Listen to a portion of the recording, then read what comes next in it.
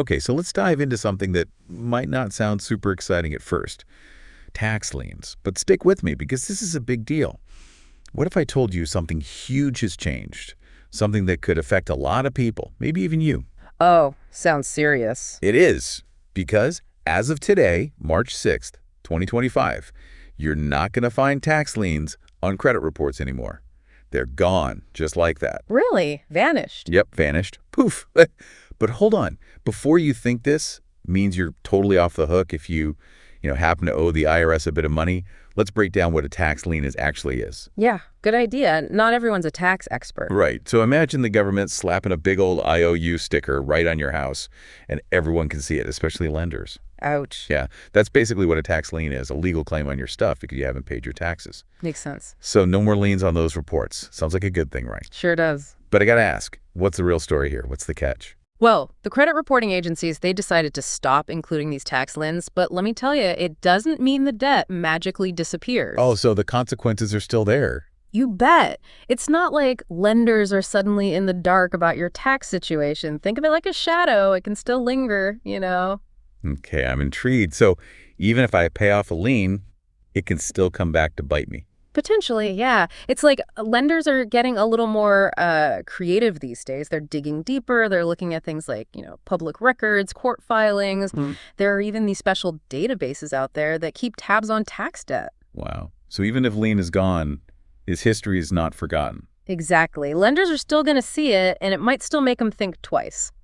So what can folks do if they've got a tax lien hanging over their heads? That's the million-dollar question, especially if you think there's been a mistake. Okay, first things first. Don't panic. You've got rights here. You can absolutely dispute it, especially if you think it's inaccurate. Get all your ducks in a row, all your documentation, tax returns, payment records, anything that backs up your side of the story. Then you got to get in touch with the IRS or your state's tax agency and kick off that dispute process. Sounds pretty straightforward. But what if it's not a mistake? What if the lien is legitimate? What then? All right, well, there are a couple of ways to go about it. One common solution is setting up a payment plan with the IRS. You basically agree to chip away at the debt in installments, manageable chunks. Makes things a little easier. Definitely takes the pressure off. What other options are there? Another option is something called an offer in compromise. It's where you basically sit down with the IRS and try to negotiate a settlement for a smaller amount than what you originally owed. This is usually for situations where paying the whole thing would really put you in a financial bind, real hardship. I see. So there's some flexibility depending on your situation. Absolutely. Every situation is different, which is why sometimes getting some professional advice is a good idea. A tax attorney, a CPA, they can really help you navigate this whole process, make sure you're making the right moves for your specific circumstances. Couldn't agree more. Tax stuff can be tricky, and getting expert help is worth it. So just to sum it up, it seems like even though tax liens might be off credit reports, they haven't exactly vanished into thin air. Right. They're still out there, and they can definitely affect your financial life. It's really crucial to know what your options are and how to deal with them. Now, for all our listeners out there, here's something to think about.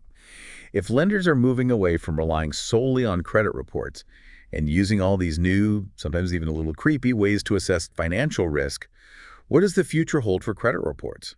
Are they becoming obsolete? And if so, how will credit scoring change? That's something to ponder. Until next time, everyone, stay informed and stay curious. If this podcast helped you, don't forget to like, comment, and subscribe. Your support helps us keep making these videos. Thanks for watching.